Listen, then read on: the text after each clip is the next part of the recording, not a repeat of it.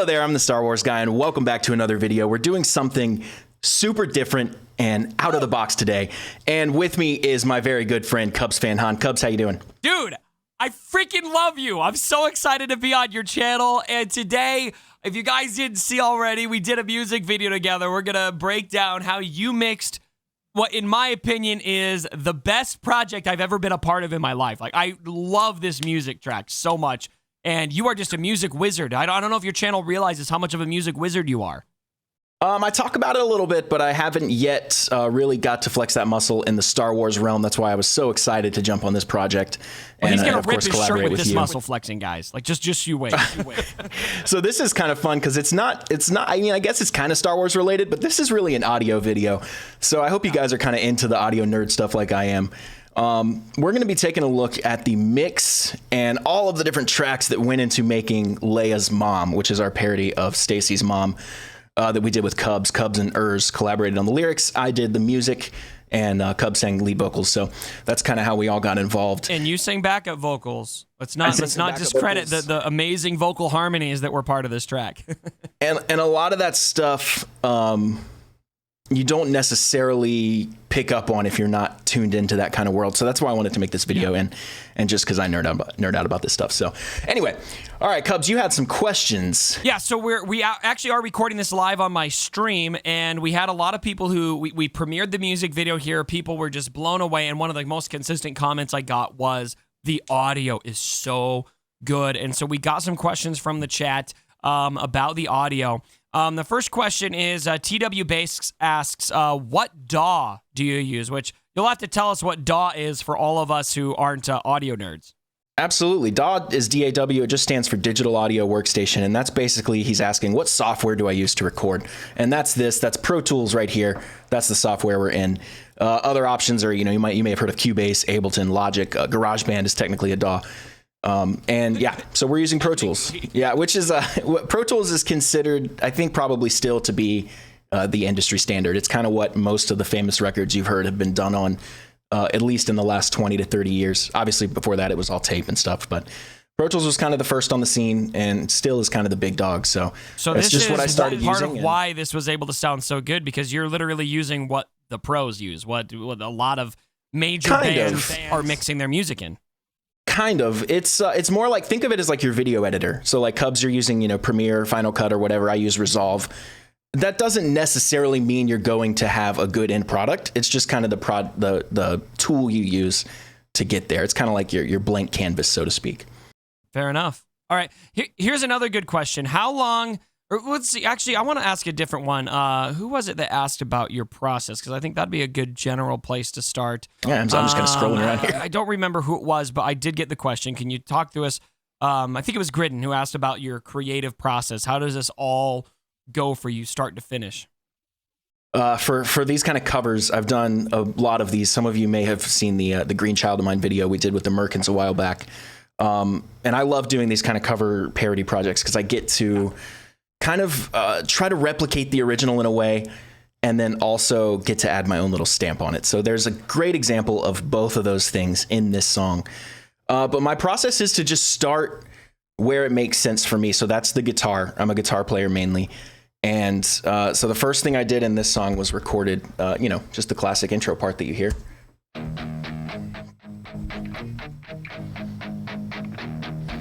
Just loop that, So a lot of the times, like when I dug into recording this for Cubs, I did not know the song. So I just have the song pulled up next to me, and I'm kind of listening, learning, recording, listening, learning, recording, just kind of going in a circle like that until I kind of lay everything down. So you see this all looks like one take. It's not one take. It's just because I punched in a lot of different things and then obviously consolidated at the end just to look nice and neat. But I think I saw someone ask that question. Did you do it all in one take? And we're going to get into Cubs vocals in a little bit. Jay who asked about the one take. Yeah, rarely. So especially because it's just me doing all this stuff, like the audio stuff. Yeah, obviously a lot of punching. So, I play the bass. I program the drums. So you see kind of drums end up looking like this. And wow. that's you can use any drum program, but what I'm using for the drums in this one. Exactly. So I'm using DrumForge. Yeah, there you go. Quote me to me. We did have to look up what that meant, though. All of this whole track we've got guitar, laid on guitar, laid on guitar, laid on bass, and you've also got drums in there. If I understand right, all of the instrumentals you're hearing on this track are live instruments except for the drums. That's the only thing that was computerized. That's correct. Yep. And these days, I'll solo these drums. You can hear just the drums. You can get also the claps are fake. You can get good sounding drums. So, I mean, here's what we're looking at with the drum mix here. If I put the bass in there, it's gonna pop a lot more. So let's do that.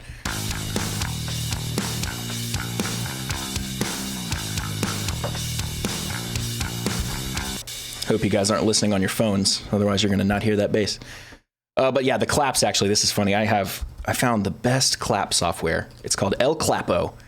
El Clapo. Yeah, and you can decide how many claps you want, up to like 150 people. You can determine, the mix of the close mics versus the room mics, the slop, which is basically how tight the claps are together. And they just sound so good and so real, and it's just so easy to do. So yeah, I use that. You were telling me when we went over this, you could make it sound like a stadium if you want to. Yeah. If you put it, so right there, that's 4 people clapping. If you jack that up to 150, it sounds like a big old room full of people clapping. So yeah, color coding is really important too. If you guys obviously don't know my color systems, so purple's drums, red's bass, yellow's guitars. I like putting a lot of guitars on stuff, and green is vocals. So overall, this mix is pretty simple. There's not a lot going on. There's no synths, keys, anything like that. So one example of how I changed the original song is they do have a synth in there that does a lot of different stuff throughout. And I basically took the synth and played it on guitar. So this is the one that plays in the middle of the verse. And I just took the synth line and played it on guitar. So it sounds like.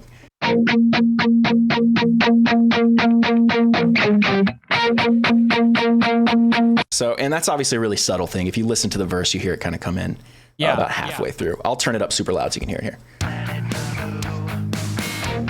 You need some help to your glossy ship. And if you listen to the original song, that's actually a synth that's doing that. That's not a guitar. Oh, interesting. The other example of that would be kind of this chorus lead guitar. They have this really nice synth. I love the song. I love the genre. I love pop punk. So this was why I jumped at this one first, Cubs. I remember you asking that. I love the other one we're talking about as well, but I just really wanted to dive into the pop punk stuff because I just love it so much. And they have this really nice synth playing in the chorus that's kind of arpeggiating some chords. And I took it and kind of played it on guitar. I kind of did my own thing with it. And it came out like this. This is probably one of my favorite parts of the song here. It's really subtle, though.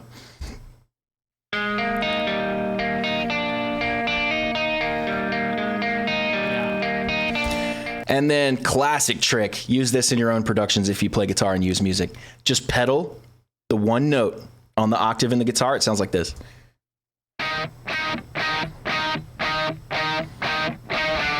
Literally don't change it. Put it together. It's a nice combo.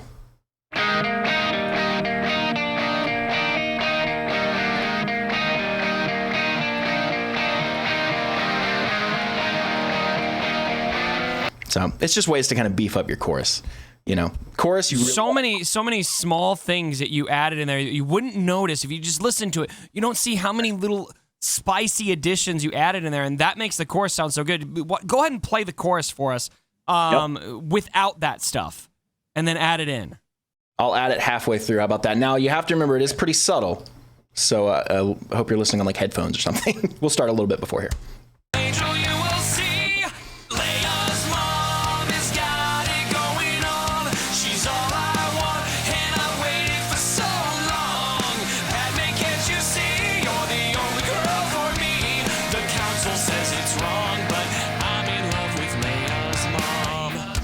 So it's just that extra beef. And honestly, these are the things that separate professional recordings from amateur recordings.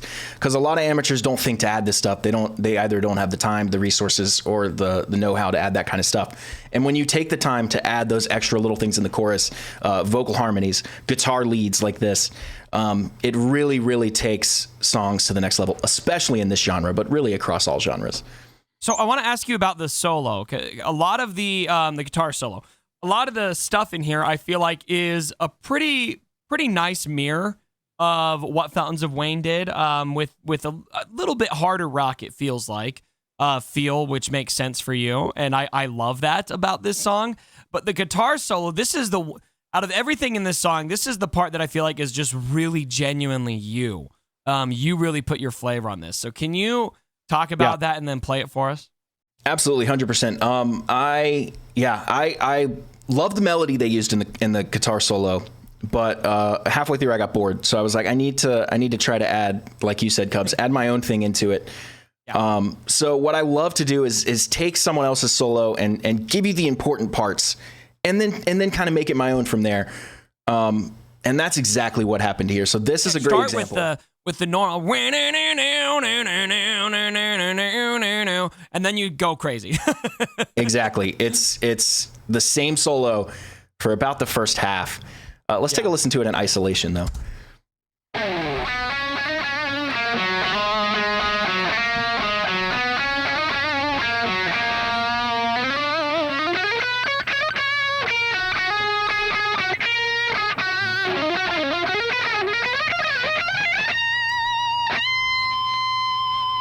I love at the end of it, like it's not, to me, the best part of the solo wasn't even the riff that you did at the end there, which I think really stands out and pops. But I love how you then took it up to that high note right on the modulated new chorus.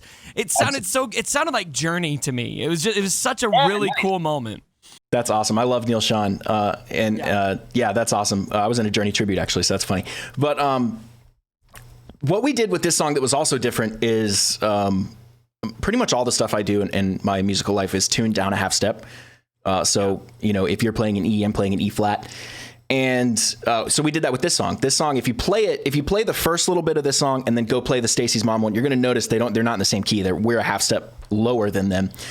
And to me, that just adds an extra rock flavor. That's probably part of what you're hearing when you say it sounds a little harder rock, is just the lower tuning.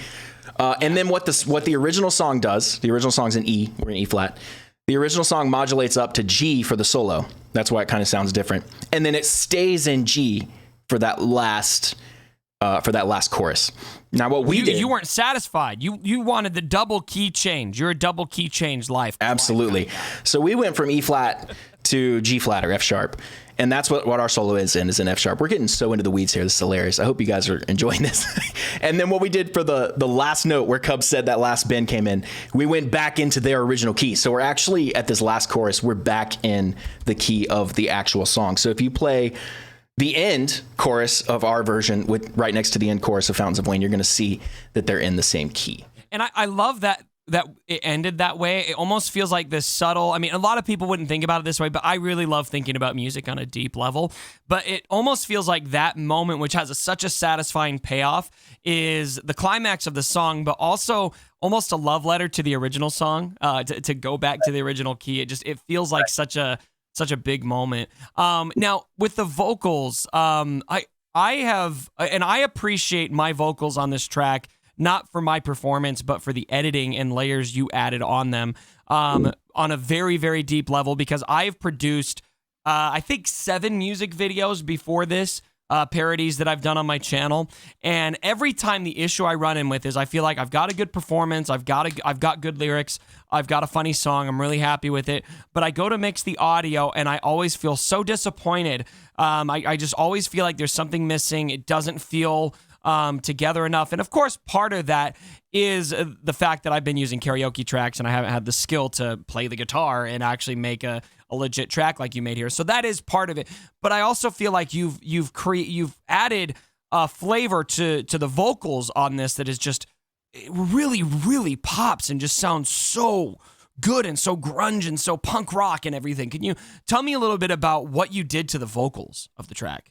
Absolutely, yeah. I'd love to go through the vocal parts here. There's obviously, you see a lot of them. You might only perceive the lead vocal when you're hearing the song, or maybe you hear a couple others, but you see there's a lot more going on here than meets the eye. First of all, let's talk about how we worked remotely. So I built the instrumental with no vocals. So everything I showed you guys already, but with none of the green tracks. And I sent it to Cubs. And what Cubs did is he then sang along to that. And I told him to do I'll cut you off real quick. This is what I had to work on. This is what he sent me.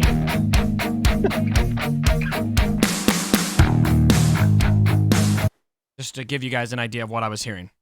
Right. And none of the backing vocals were done either yet. So you were literally just hearing just me. Yeah, exactly. Just you. So what I asked you to do, Cubs, was send me 3 takes. And what Cubs did is he sang through the song 3 times, or 3.5, 4, whatever. That's these grayed out tracks here. I have them hidden just because I didn't need to see them anymore. And what we then do is called comp a vocal.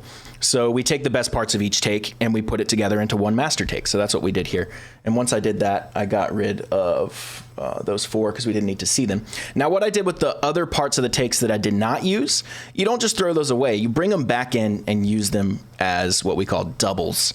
So if we're listening to Cub's voice here, and you're going to hear the reverb and the delay that I have on there, a little higher than normal because obviously it's just soloed. Here's I'll just pick a line here. Here's Cubs just by himself. One Cubs Uno.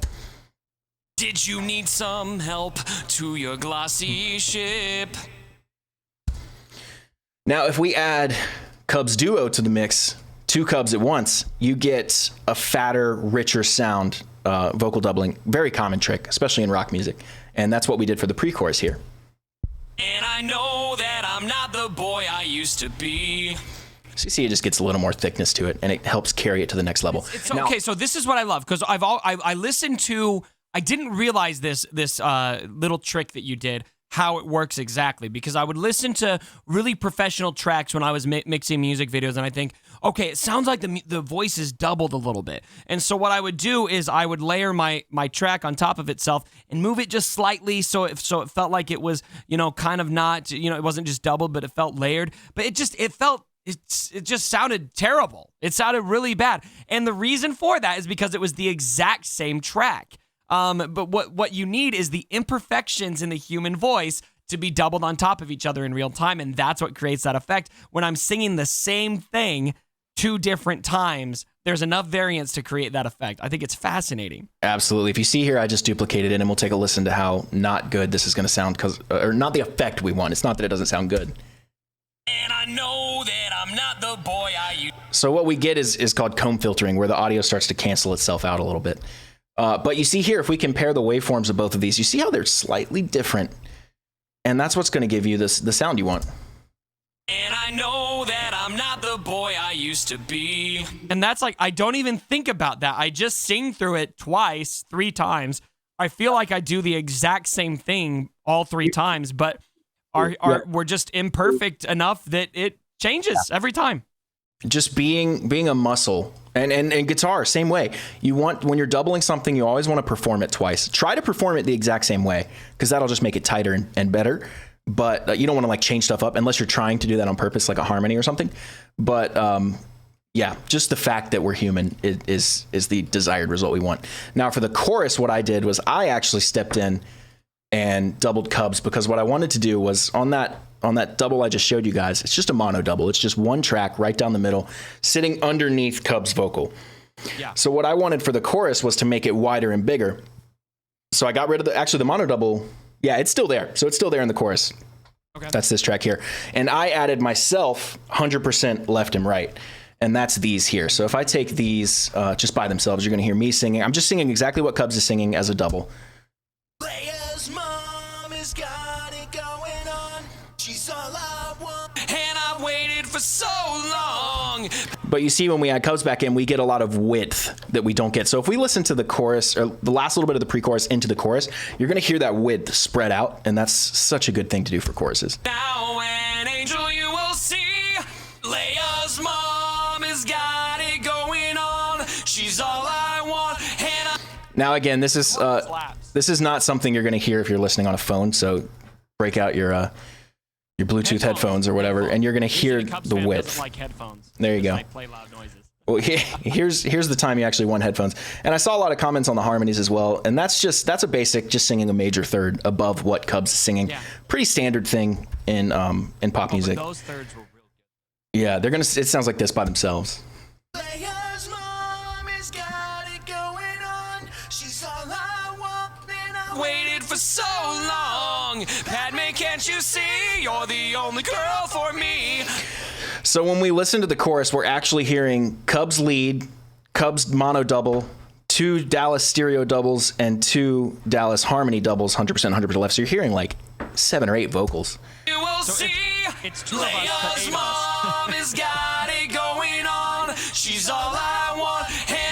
And you notice I doubled the double and I doubled the harmony as well. Doubling for vocals, just it gives you that width, like I was saying. So and that width that you talk about is, I think, really where the first time I listened to this track, I remember you sent it to me finally after you'd mixed my audio, and I had taken a nap after a stream, and I had woke up and I saw it, and I was listening to it in bed, and I think I like rolled out of my bed right when the chorus hit. I was like, whoa! It like took me right out of my bed. And I was like, babe, you gotta listen to this, because that was the part where I went, oh my gosh, it's so good, because the chorus it's really eye opening. Can you just play it? Can you play it with everything? Just what that sounds like when it transitions to the chorus. All grown up now, an angel you will see.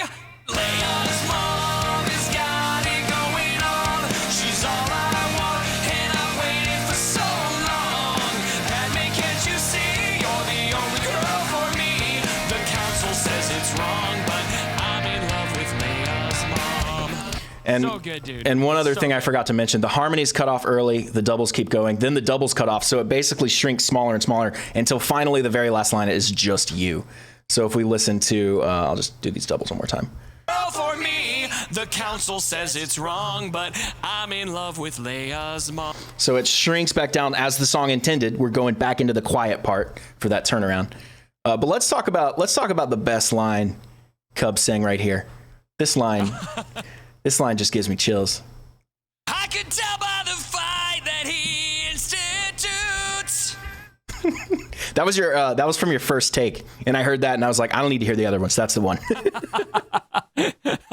I love the way that you added the echo on that too. Made that a really satisfying. Yeah, and we actually right here, you see this little volume bump. That's me turning the delay up, just so you can hear the toot toot toot.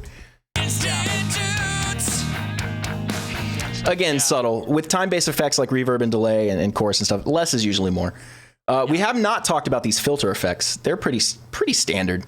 You just put a, what do we have here? It's like a telephone effect, kind of. Leia's mom killed those kids. So it's actually Cubs singing this line.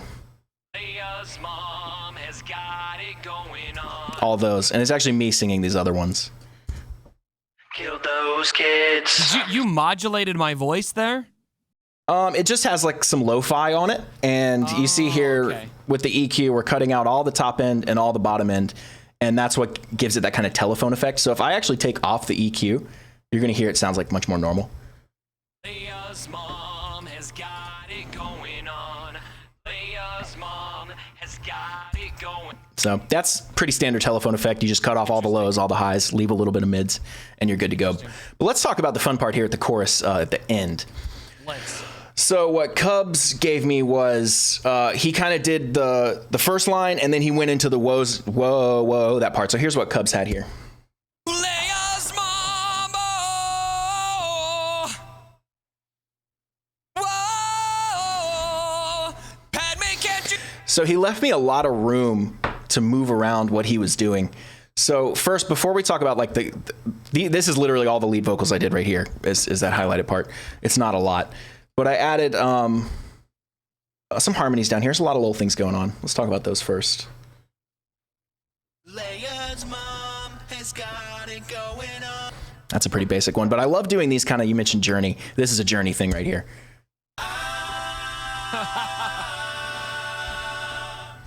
Now, if we bring Cubs back in, you're going to hear. The council says it's wrong, but I'm in love with Leia's mom.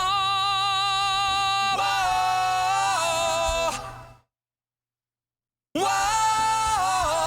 And then what I did with my lead vocal was I just tried to fill some of the gaps that were there. So we have Leia's mom has got it going on. She's all I want, and I waited for so long. Padme, can't you see? You're the only girl for me. The council says it's. That's back to Cubs. The only other thing I did was add this little fun run right here. Leia's mom. Padme, can't you see? You're the only girl for me. The council said. And then I swear this is in the song, but at this point I was so deep in I wasn't actually referencing the song anymore. I think this might be in there, but I added this anyway. The council says it's wrong. It's just a little counter melody to what Cubs is doing. Council says it's wrong, but I'm in love with. So if we look at all the vocals at the end, it's quite a lot going on. And that was the most challenging part, was figuring out how to fill the gaps that you had left for me, but not step on you.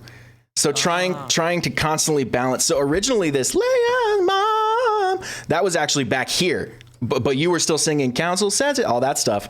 And I was like, I need to move that because you see, right? I love the way this works, because I feel like you really nailed this effect of it's the best. I would describe it as, it's like both of us, we've been singing this whole time, we've been going back and forth, and now we just grab hands and we're frolicking through a field together, just going back and forth. Somebody's ahead, the next person's ahead. It just one comes in, one comes out, and if you listen to it in one take, it's difficult to see who's singing what, just because it's so it meshes so well together. Absolutely. Let's take a listen to these vocals, and then I'll take any couple last questions, and I think we're pretty good. Leia's mom has got it going on. She's all I wanted. I waited for so long. Padme, can't you see? You're the only girl for me. The council says it's wrong, but I'm in love with Leia's mom. Whoa. Leia's mom. Whoa. Padme, can't you see? You're the only girl for me. The council says it's wrong, but I'm in love with Leia's mom.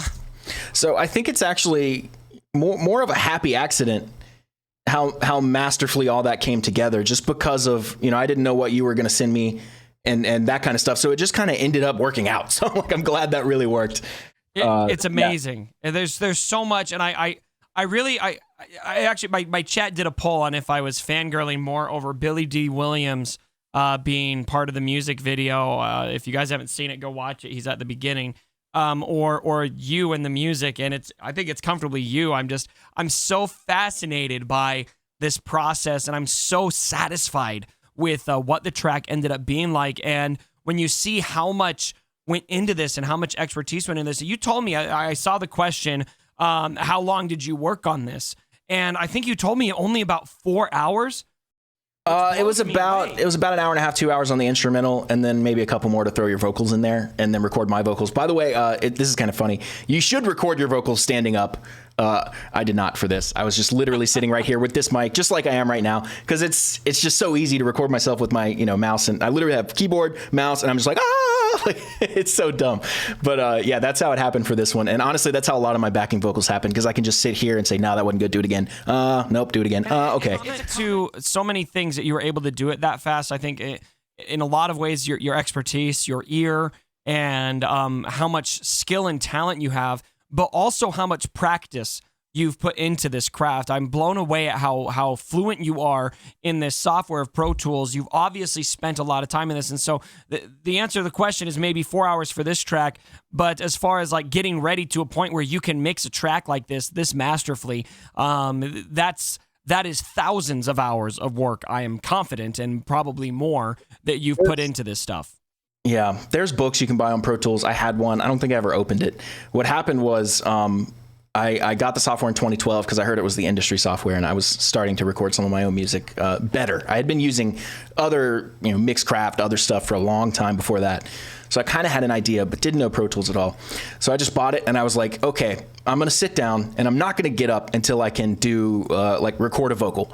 Or I'm not going to get up until I can do this or figure this out. And then over time, you come in contact with more and more problems. Hey, this drum beat's out of time. How do I fix that? Hey, this vocal's out of tune. How do I fix that? I can't re-record it. Things like that. This guitar isn't doubled properly. What do I do? And over time, you start solving enough problems that you kind of build up, like a carpenter would have a bag of tools. You kind of have your bag of tools to solve stuff. And so actually, as I said, 2012, I realized it'll be like a year and a half. I will have been using the software for 10 years, which is kind of mind-blowing. But one last thing I wanted to cover, going from pre-chorus 2 into chorus 2, had a lot of fun with that. This is not something you're going to hear in the song. We did a guitar glitch, and then we did a bass drop, which I saw this, and that's what made me think of it. If you guys don't know what a bass drop is, it's basically an 808 bass, which is common in hip-hop, and it's just a big boom, and it kind of falls out. And what it does is it gives like an impact to what's going on. This is something, if you aren't listening on headphones or have a sub or something, you probably aren't even going to hear this. But this is the bass drop that we have in here. It's big.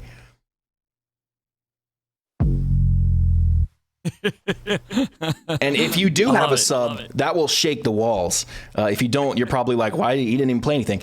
And then the other thing we did was we added this guitar glitch. So I love to do something different in different sections of songs. I don't like to just do the same thing, copy paste again and again. So the first one kind of stops. Donna, you will see. Leia's mom, that kind of thing. This one, I went Donna, na na now. I just slid out of the guitar. And what I did, you can see right here. I just chopped out parts of it. So the effect is this.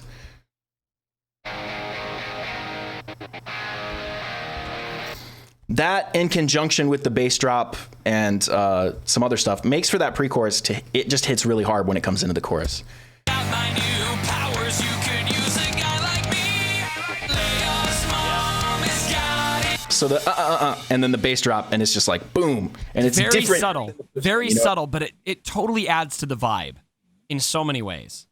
Little things, little things. That's all this is. Any final questions from the Cubs fam? I don't see any more. I think we've covered it all. I think we're all just like exhausted, like laying back in our seat. Like the amount of knowledge that you've bestowed upon us today on everything you did is just overwhelming. It's so impressive, man. I respect so much what you do, and I'm so thrilled and honored that you worked with me on this. Well, I really appreciate that. This was a blast. I can't wait to do more. Like I said, obviously, as you guys can see, I'm a total nerd for this stuff. It's what I spend pretty much all my time doing.